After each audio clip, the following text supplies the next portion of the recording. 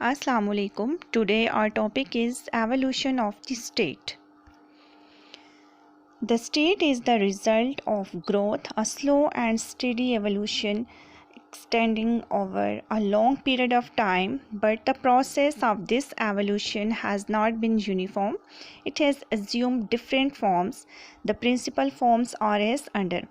तो एवोल्यूशन का मतलब होता है कि आगाज़ या इब्तदा कि ये जो स्टेट्स हैं इनका आगाज़ कैसे हुआ या ये कैसे वजूद में आई। तो ये किसी एक दिन का काम नहीं है, ठीक है। ऐसा नहीं है कि बहुत से लोग आए और एक जगह आबाद हो गई तो स्टेट बन गई। नो, ये बहुत ही स्लो प्रोसेस है और बहुत लंबा वक्त लेता है, ठीक है। लेकिन ये जो इर्तिकाई अमल है इसका, वो हर जगह एक जैसा नहीं है, इसकी डिफरेंट फॉर्म्स हैं, ठीक है। तो आज के हम टॉपिक में उन फॉर्म्स को डिस्कस करेंगे। तो वो फॉर्म्स कौन कौन सी हैं?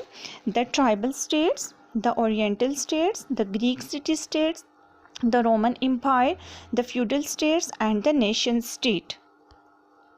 So we have first heading, our first kind, the tribal states. This type of states were known tribal states. These were small in size and were governed by tribal chiefs. Nomadic tribes could not form state in the true sense of the term. Tribal states appeared when tribe settled in definite geographical area. The tribes were based on common birth, common religion and common economic interest. The life of the people in that was regulated by long established custom. तो tribal state जो हैं ये जो है size में छोटी होती थी और जो उस ट्राइब का, उस कबीले का जो सरबराह था, ठीक है, वो उसको गवर्न करता था। उसके हुक्म की तामील में ये स्टेट्स काम करती थी। और जैसे जो उस कबीले का बड़ा होता था, जो ज़्यादा वाइज और ज़्यादा हॉनरेबल पर्सन होता था, उसको उसका हेड बनाया जाता था और उसके अहकाम के मुताबिक वो ट्राइब जो है वो काम करता था, ठीक है। तो ये जो ट्राइबल स्टेट्स हैं, अगर हम स्टेट की डिफिनेशन देखें, जो कि मैंने आपको लास्ट लेक्चर में बताया था कि स्टेट क्या होती है। तो क्या होती है state? Yes, the state is the political organized people of a definite territory, ठीक है। तो ये जो ट्राइब्स थे, ठीक है, इधर एक खाना बदोश ट्राइब कुछ अर्सा एक जगह पे राइश पजीर होते, फिर वहाँ से दूसरी जगह मूव कर जाते थे। तो जो स्टेट की एक ट्रू डिफिनेशन है उसके मुताबिक हम इनको स्टेट्स नहीं कह सकते, लेकिन ये भी हकीकत है कि एक टाइम में ये स्टेट्स जो हैं वो थी, ठीक है। तो tribal states appeared when the tribes settle in definite geographical area. तो जब ये ट्राइब किसी एरिया में सेटल्ड हो जाते थे तो हम उसको ट्राइबल स्टेट कहते थे, ठीक है। The tribes were based on common birth, common religion. तो ये जो ट्राइब हैं, जाहिर सी बात है, ये इन ट्राइब्स के अंदर ये लोग एक ही ख़ानदान से ताल्लुक़ रखने वाले लोग थे, इनका रिलीजन भी एक ही था और ये अपने इकोनॉमिक इंटरेस्ट के लिए एक जगह सेटल डाउन होते थे, ठीक है। तो ये लोग अपने रिवाज के मुताबिक, जो इनके रस्म व रिवाज थे उनके मुताबिक ये ज़िंदगी गुजारते थे। Okay ji, we have next heading the oriental empire. The Oriental Empire were the second type of the states known to history.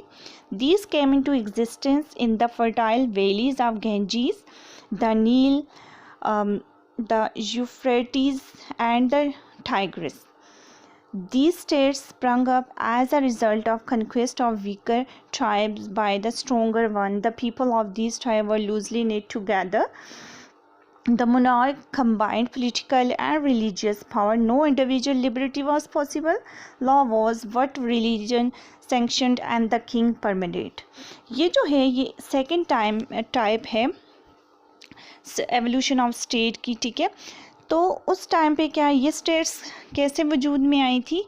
कि ये जो स्टेट्स हैं, ये जो फर्टाइल वैलीज़ थी, गंजीज दरिया गंगा को कहते हैं, ठीक है, और दरिया नील और दरिया फ़रात और दरिया दजला, ठीक है, इनके इर्द गिर्द ये कुछ लोग राइश पजीर थे काफ़ी टाइम से, क्योंकि आपको पता है कि पुराने टाइम में लोग ऐसी जगह रहना पसंद करते थे जहाँ पानी भी हो और जहाँ पे वो खेती बाड़ी कर सकें। तो ये जो दरिया गंगा, दरिया नील, दरिया दजला और फ़रात और दजला जो हैं, तो इनके इर्द गिर्द कुछ ट्राइब्स आबाद थे और काफ़ी अरसे से यहाँ रहने से तो ये छोटी छोटी स्टेट्स जो हैं वो छोटी छोटी एम्पायर्स वजूद में आई थी।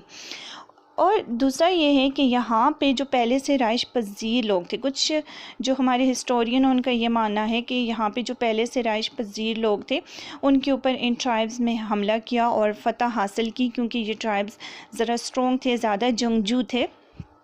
तो फ़तह हासिल करने के बाद वो इन्हीं इलाकों में आबाद हो गए थे।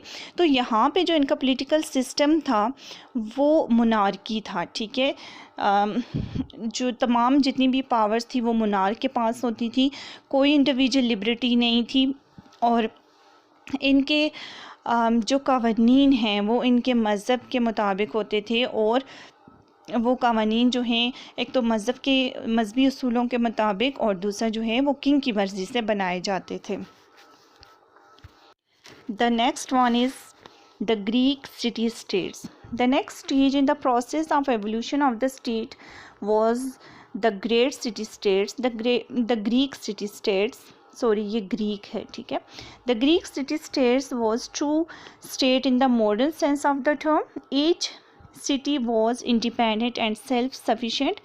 It was limited in its size and population. These states were the typical example of the direct democracy. All citizens were directly associated with the government. There were no unity among the city states. They were small and were always fighting against one another. तो next हमारे पास जो kind आ जाती है, ये जो form है city states की, वो Greek city state. Greek city states बहुत ज़्यादा इम्पोर्टेंट हैं, ठीक है, और ये जो सिटी स्टेट्स हैं क्योंकि ये इंडिपेंडेंट थी, ठीक है, खुद कफ़ील थी, और इनकी जो इनका जो साइज़ है और जो पॉपुलेशन है वो लिमिटेड थी, महदूद थी, ठीक है, बहुत बड़ी बड़ी स्टेट्स नहीं थी, और यहाँ पे डेमोक्रेसी थी। डेमोक्रेसी मींस कि जो आम आवाम है उसको हुकूमत के मामलात में बोलने का, उस पर अपनी राय देने का हक़ हासिल था, ठीक है। ग्रीक सिटी स्टेट्स के बारे में हम डिस्कस करेंगे, क्योंकि जब हम वेस्टर्न फ़िलोसफर्स के बारे में पढ़ेंगे तो इसको हम ज़्यादा डिटेल से डिस्कस करेंगे, ठीक है। तो यहाँ पे लेकिन ये जो सिटी स्टेट्स थी ये अपनी अपनी जगह इंडिपेंडेंट थी, सेल्फ सफिशेंट थी, ठीक है, लेकिन इनके आपस में फाइटिंग रहती थी, ठीक है, ये इनमें यूनिटी नहीं थी, ये एक दूसरे के अगेंस्ट काम करती थी, ठीक है। So next heading is the Roman Empire. The next stage in the evolution was the rise of Roman Empire. Rome also began her political career as a city-state but soon developed into an empire. In early days of the government, civil and military powers were vested into two officers called consuls. The Roman then started conquering other territories. Their empire included France, England, Germany, and Greece, etc. The defect of the empire was they denied to the people individuals' liberty and local self-government. The citizen of Roman Empire had no political rights. अच्छा, जो हमारे पास next stage आ जाती है वो है Roman empire. तो Roman empire भी एक सिटी स्टेट थी, ठीक है, मैंने आपको बताया ना कि इन सिटी स्टेट्स के दरमियान कन्फ्लिक्ट रहता था और ये अक्सर आपस में जंगें करते रहते थे।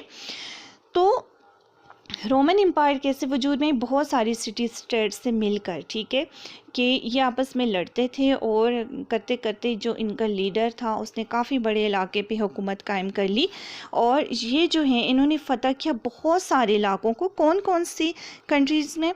फ्रांस, इंग्लैंड, जर्मनी और ग्रीस वगैरह के बहुत सारे इलाकों को इन्होंने फ़तह किया। लेकिन ये जो रोमन एम्पायर है इसमें जो एक ख़ामी थी, डिफ़ेक्ट था, वो क्या था कि यहाँ पे इंडिविजुअल्स को कोई आज़ादी हासिल नहीं थी, ठीक है, और उनके पास कोई पॉलिटिकल सियासी राइट्स नहीं थे, वो हुकूमत की पॉलिसियों पे तनकीद नहीं कर सकते थे, ठीक है। तो हुकूमत के तमाम कवानीन को बजा लाना इनके सिटीजन्स पर लाजमी था, ठीक है। Okay, let's see next form, the feudal states. The fall of Roman Empire was brought about in the 5th century by Teutonic tribes. They took possession of various parts of the Roman Empire and feudal states came to be established. The land of the realm was divided among the feudal nobles. The individuals owed direct allegiance to their immediate landlords and through him to the king.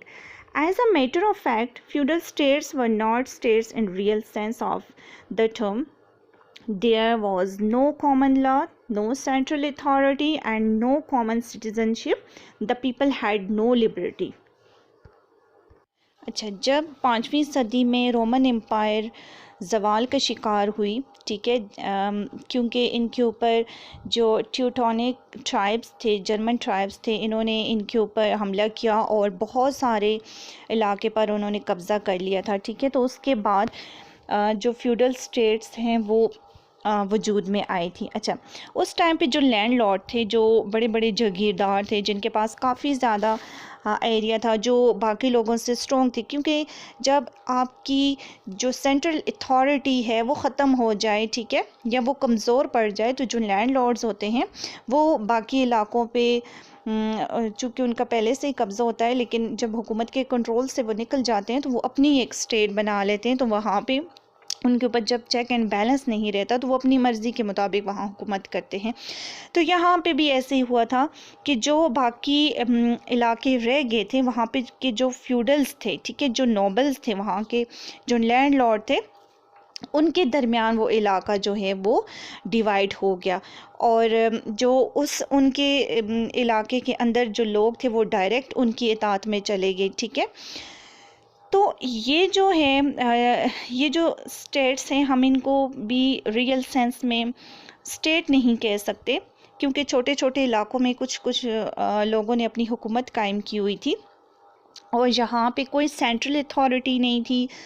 इन तमाम इलाकों के अंदर कोई common law नहीं था, ठीक है, common citizenship नहीं थी और लोगों को कोई आज़ादी हासिल नहीं थी।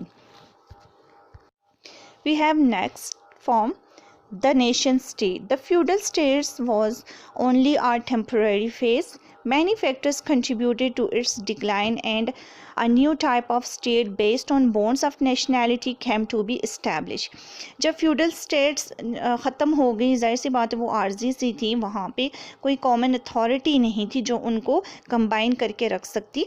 तो उसके डिक्लाइन के बाद एक नई हमारे पास स्टेट की एक नई किस्म आती है, वो वजूद में आई जिसको हम नेशन स्टेट कहते हैं।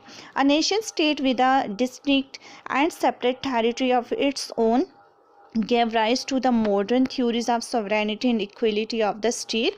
The nation state began their career as absolute monarchies, but it could not last for the long. The next stage in the development of the nation state is the conflict between the king and the people. The people demanded their rights. This was the rise of democracy. The modern state is the nation state. अच्छा, फिर क्या हुआ? Nation state जो है वो एक कौमियत की बुनियाद पर वजूद में आई थी, लेकिन इसका जो आगाज़ था वो एब्सोल्यूट मोनार्की से हुआ था, लेकिन ज़्यादा टाइम तक मोनार्की यहाँ पे फ्लरिश नहीं कर सकी, नहीं चल सकी।